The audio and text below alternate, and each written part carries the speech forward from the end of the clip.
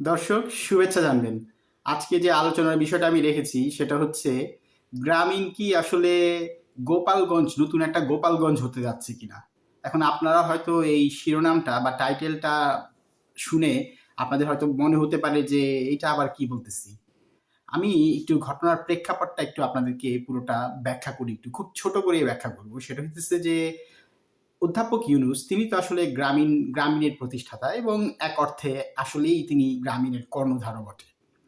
এখন ৫ই অগাস্টের পরবর্তী যে আমাদের যে নতুন রাজনৈতিক একটা সিস্টেম আমরা দেখতেছি কিংবা রাজনৈতিক প্রেক্ষাপট আমাদের তৈরি হয়েছে, সেখানে উনি যখন দেশে ফিরলেন এবং একটা অন্তর্বর্তী সরকার গঠিত হলো, তিনি সেই সরকারের প্রধান উপদেষ্টা হলেন এবং তিনি নিজেই তার নিজ মুখে বলেছেন যে আমার আসলে জেলে যাওয়ার কথা ছিল, সেখানে না গিয়ে আমি সরাসরি মানে আমি প্রধান উপদেষ্টা হয়ে গেলাম বা আমি রাষ্ট্র পরিচালনার দায়িত্ব নিলাম।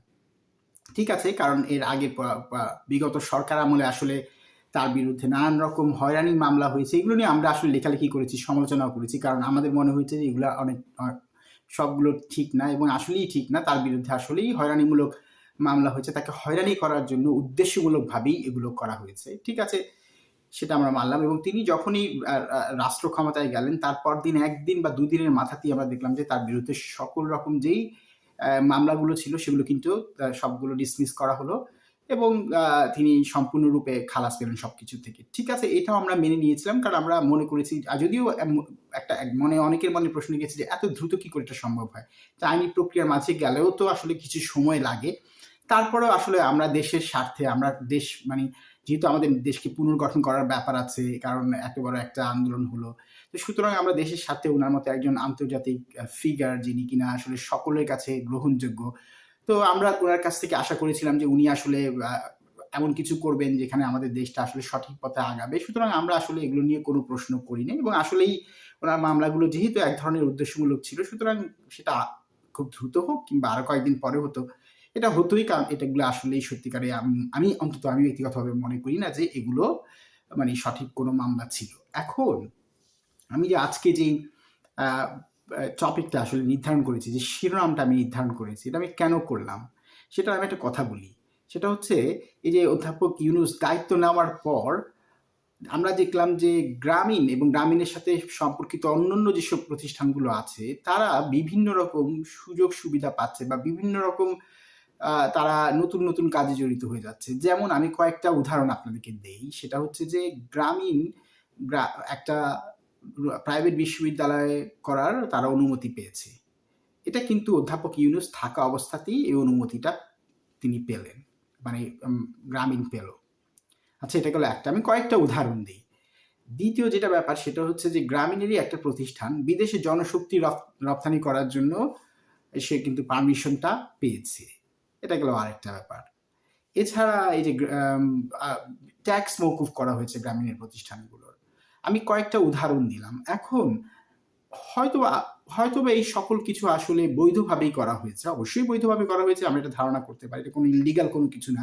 আপনি অবশ্যই একটা বিশ্ববিদ্যালয়ে পারমিশন পেতে পারেন। আপনি অবশ্যই জনশক্তি রপ্তানি করার জন্য পারমিশন পেতে পারেন কিংবা আপনার যে ট্যাক্স মওকুফ ব্যাপারটা আছে সেটাও হতে পারে। কিন্তু এখানে একটা ব্যাপার কিন্তু আছে। সেটা হচ্ছে যে কি, এটা কি আসলে কনফ্লিক্ট অফ ইন্টারেস্ট যায় না? এটা তো পুরোপুরি কনফ্লিক্টিং। কারণ হচ্ছে আপনি নিজে যখন সরকারে আছেন, তখন আপনার প্রতিষ্ঠান যখন এই ধরনের আ মানে পারমিশন গুলো পায়, তখন কিন্তু জনমনে একটা প্রশ্ন জাগে যে উনি কি আসলে দেশের সেবা করার জন্য এসছেন নাকি নিজের প্রতিষ্ঠানগুলোর সেবা করার জন্য এসছেন? এই প্রশ্ন কিন্তু যে কারো মনে আসবে। এমনকি আপনাকে যারা ভালোবাসে তাদের মনেও আসবে। আমার মনে যদি আসে তাহলে অনেকের মনেই এটা আসার কথা। এখন প্রশ্ন হচ্ছে এখানে আরো কিছু প্রশ্ন আছে। আপনি দায়িত্ব নিয়েছেন ৯ মাস হয়েছে। ৯ মাসও পুরোপুরি হয়নি। ঠিক আছে, ৯ মাস হয়েছে। এখন এই ৯ মাসে আপনি কতবার বিদেশে গেলেন? আপনি তো মানে আমাদের আশপাশের যে দেশগুলো আছে সে দেশের প্রধানরাও বোধহয় যারা অনেক গুরুত্বপূর্ণ আরো দেশ, তারাও তো এতবার দেশে যায় না ভাই। তাহলে আপনি কেন এতবার বিদেশে যাচ্ছেন? আমি তো এটা বুঝতে পারছি না এবং যতবারই আপনি বিদেশে যাচ্ছেন, ঠিক আছে হয়তোবা কোনো কারণেই বিদেশে গিয়েছেন এবং ততবারই দেখা যাচ্ছে আপনি আপনার নিজের ব্যক্তিগত কিছু ইভেন্টেও অংশগ্রহণ করছেন। ঠিক আছে? এই যে কাতারে গেলেন, সেখানে গিয়ে আপনি একটা ব্যক্তিগত ইভেন্টে অংশগ্রহণ করলেন। মানে আপনি যেরকম বিভিন্ন মোটিভেশনাল স্পিকার হিসেবে বিভিন্ন জায়গায় যান এবং ইভেন্টে অংশগ্রহণ করেন, সেগুলোতে অংশগ্রহণ করছেন। এটা আসলে ঠিক কিভাবে সম্ভব? একজন রাষ্ট্রপ্রধান যখন আপনি যাচ্ছেন, আপনি রাষ্ট্রপ্রধান হিসেবে যখন যাবেন রাষ্ট্রীয় কাজে, আপনি তো সেই কাজটাই করবেন। আপনি তো আপনার ব্যক্তিগত কোনো ইভেন্টে অংশগ্রহণ যদি করেন, এটাও তো কনফ্লিক্ট অফ ইন্টারেস্টের আন্ডারেই পড়ে নাকি? মানে এই প্রশ্নগুলো তো মানুষের মনে জাগবে। এছাড়াও আরো কিছু ঘটনা আমি আপনাদেরকে বলি। আমি সবার শেষে যে ঘটনাটা বলব, তারপর সেটা দিয়ে আমি শেষ করব। তার আগে আমি বলি, এই আপনার আমলে অনেক ঘটনা ঘটেছে, সেগুলো নিয়ে আমি বলতে চাই না। কিন্তু ইদানিংকার ২ টো ঘটনা আমি বলি। সেটা হচ্ছে যে এই কিছুদিন আগে পারভেজ নামে একটা প্রাইভেট বিশ্ববিদ্যালয়ের শিক্ষার্থীকে তারই ক্যাম্পাসে মেরে হত্যা করা হয়েছে। কারা হত্যা করেছে, কে হত্যা করেছে সেটা তো আমি সেই প্রশ্নে যাচ্ছি না। কিন্তু এই যে একটা প্রকাশ্যে ক্যাম্পাসে এই ধরনের একটা ঘটনা ঘটেছে, সেটার আসলে কি, সেটার দায় কি আপনার সরকার নিবে? যে কেন একটা ক্যাম্পাসে এই ধরনের ঘটনা ঘটলো, কিংবা যারা ঘটলো তাদেরকে কি সবাইকে আইনের আওতায় আনা হয়েছে? এটা কি করে ঘটলো আপনার এখানে? তারপরে হচ্ছে এই যে জুলাই আন্দোলন হলো, এত বড় একটা আন্দোলন হলো, যে আন্দোলনে যারা শহীদ হলো, যারা আহত হলো, যারা এই আন্দোলনে মানে বিভিন্নভাবে ভূমিকা রেখেছে, তাদের মানে আত্মত্যাগের বিনিময়ে তো আপনারা সরকারে, আপনি নিজে জেলে না গিয়ে এই সরকারে প্রধান হয়েছেন। তাহলে আপনি যখন জেলে, আপনার যেখানে জেলে থাকার কথা ছিল সেখানে আপনি সরকার প্রধান হয়েছেন, তাহলে সেই জুলাই আন্দোলনে একজন শহীদ জসিম, তার কন্যা যে কিনা কলেজে পড়ে, কলেজ পড়ুয়া কন্যা, সে কি করে মানে আপনার রাস্তায় কি কোনো নিরাপত্তা নাই? সে কি করে তার নিজের বাবার কবর জিয়ারত করতে গিয়ে ফেরার পথে ধর্ষিত হয়? শুধু ধর্ষিত হয় নাই, তারপরে তাকে যখন কেয়ারে রাখা হলো, তারপর সে হয়তো কিছুটা বিষণ্ণ ছিল, খুব স্বাভাবিক, যে কোনো নারী যখন ধর্ষিত হয় সে তো বিষণ্ণ থাকবেই। সে আত্মহত্যা করেছে। কেন আত্মহত্যা করেছে? কারণ সে জানতে পেরেছে যে তাকে যারা ধর্ষণ করেছে, তাকে যারা নিপীড়ন করেছে, তারা প্রকাশ্যে ঘুরে বেড়াচ্ছে, মাঝে মাঝে তাকে ফোন দিচ্ছে, তাদের পরিবার কিন্তু এই কথাটা বলছে। তাহলে এই মানুষটা কেয়ারটাকে আপনাদের নেওয়া উচিত ছিল না? তাহলে আপনারা কোন বন্দোবস্তে আছেন? আপনারা তো নতুন বন্দোবস্তের কথা বলে পুরাতন বন্দোবস্তে ঢুকে যান নাই। আপনারা তো নিজেরা বিদেশ ভ্রমণ করছেন, নিজেরা ইভেন্ট করতেছেন, নিজেদের যেই প্রতিষ্ঠানগুলো, সেগুলোর বিভিন্ন আরো সেগুলোকে আরো বড় করার চেষ্টা করছেন, পারমিশন নিচ্ছেন, নতুন নতুন বিশ্ববিদ্যালয় করছেন, জনশক্তি রপ্তানির কথা বলছেন। শেষ যে কথাটা বলবো সেটা হচ্ছে যে কি, দেখেন, কেন আমি বললাম যে গ্রামীণ কি আসলে নতুন গোপালগঞ্জ হতে যাচ্ছে কিনা? দেখেন, বিগত আমলে গোপালগঞ্জ বললেই মানুষ মনে করতে যে হচ্ছে ঠিক আছে, গোপালগঞ্জে একটা সুবিধা পায়, এবং গোপালগঞ্জের মানুষ অনেক রকম সুবিধা পাইছে বিগত আমলে। এটা আমরা সবাই জানি, এবং এটা প্রকাশ্যেই হয়েছে। আপনার বাড়ি গোপালগঞ্জ হলে আপনি চাকরি পাবেন, আপনার বাড়ি গোপালগঞ্জ হলে আপনি যে কোনো জায়গায় টেন্ডার পাবেন, আপনার বাড়ি গোপালগঞ্জ হলে আপনি একটা ইউনিভার্সিটি বা যে কোনো কিছুর একটা পারমিশন, অনুমতি পেয়ে যাবেন। অর্থাৎ গোপালগঞ্জের মানুষরা বিভিন্ন রকম সুবিধা পাইত। এখন আপনার ক্ষেত্রে, আপনার এই যে গ্রামীণ, আপনি যে প্রতিষ্ঠানটা, আপনি তো ভাই একটা রাষ্ট্রের দায়িত্ব নিচ্ছেন না। আপনি তো কোনো মানে প্রতিষ্ঠানের দায়িত্ব নেন নাই, আপনি তো রাষ্ট্রের দায়িত্ব নিচ্ছেন। এবং একটা ভিডিও বেশ কিছু মাস আগে ভাইরাল হয়েছিল, সেটা হচ্ছে যে গ্রামীণ ব্যাংকের একজন কর্মকর্তা সেই ব্যাংকেরই একজন গ্রাহককে বলতেছে, আমাকে স্যার করে বলেন। স্যার করে কেন বলবেন না, এবার থেকে সবসময় স্যার করে বলবেন। এই ভিডিওটা কিন্তু ভাইরাল হয়েছিল। ব্যাংকের কর্মকর্তাকে স্যার করে কেন বলতে হবে? এটা কি আপনি ক্ষমতায় যাওয়ার পর সেই ক্ষমতার একটা প্রদর্শন, যে আপনার যে যত প্রতিষ্ঠানগুলো আছে তাদের সবাইকে এখন স্যার স্যার করে বলতে হবে? মানে এটা কি ওই গোপালগঞ্জ থিওরি আপনার বেলায়, এখন আপনার সরকারের বেলায় প্রযোজ্য হচ্ছে? এছাড়াও আরেকটা কথা বলি, আপনি সরকারে আসার পরে আপনি প্রথমেই বলছিলেন যে আপনাকে যেন মন খুলে সমালোচনা করা হোক, অথচ যারাই আপনাকে সমালোচনা করছে কিংবা আপনার সরকারকে নিয়ে সমালোচনা করছে, আপনার যারা কিছু সমর্থক আছে, কিছু সমর্থক গোষ্ঠী আপনার তৈরি হয়েছে, এদের এই সমালোচনা সহ্য করতে পারতেছে না, এবং যা ইচ্ছে তা সামাজিক মাধ্যমে যেখানে সেখানে বলে বেড়াচ্ছে।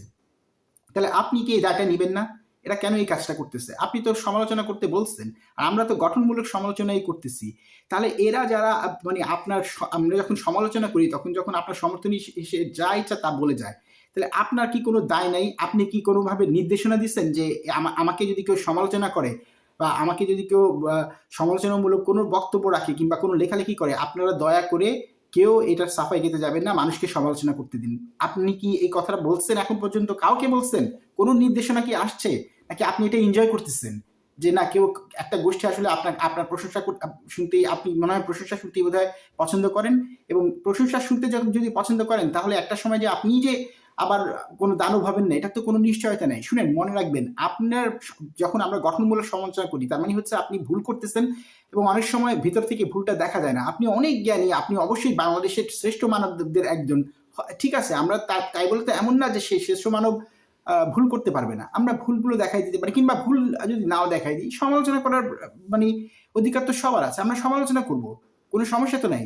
কিন্তু এই যে মানুষগুলো আপনার সাপোর্টে এসে যা ইচ্ছা বলতেছে, মনে রাখবেন এরা কিন্তু কেউ দেশের ভালো চায় না, এরা আপনার ভালোও চায় না। এরা কি চায় জানেন? এরা এদের নিজেদের ভালো চায়, নিজেদের গোষ্ঠীর ভালো চায়, নিজেদের গ্রুপের ভালো চায়। এরা নিজেদের ভালো চাওয়ার জন্য, সুযোগ সুবিধা পাওয়ার জন্য এই নতুন বন্দোবস্তের কথা বলে এগুলো করতেছে। এগুলো যদি আপনি বন্ধ না করেন, মনে রাখবেন দেশের মানুষের মাঝে আপনার বিরুদ্ধেও কিন্তু ক্ষোভ জাগ্রত হবে, আস্তে আস্তে সেটা পঞ্জীভূত হচ্ছে। এটা বন্ধ করতে বলেন, খুব দ্রুতই বন্ধ করতে বলেন। এই গ্রামীণ ব্যাংকে, বা গ্রামীণ ব্যাংক না, গ্রামীণের সকল প্রতিষ্ঠানকে বা গ্রামীণকে দয়া করে আরেকটা নতুন গোপালগঞ্জ বানাবেন না। যারা গ্রামীণ কিংবা অধ্যাপক ইউনূসকে সাপোর্ট করে, তারা যেন ওই গোপালগঞ্জিদের মতো, গোপালীদের মতো না হয়। দয়া করে নতুন বন্দোবস্তের কথা বলে পুরনো বন্দোবস্তে ফেরত যায় না, তার নাইলে কয়েকদিন পর মানুষ বলবে গ্রামীণ হচ্ছে একটা নতুন গোপালগঞ্জ। প্রিয় দর্শক, আজকে এই পর্যন্তই। আগামী ভিডিওতে নিশ্চয়ই আবার দেখা হবে। সবাই ভালো থাকবেন। সবাইকে আসসালামু আলাইকুম।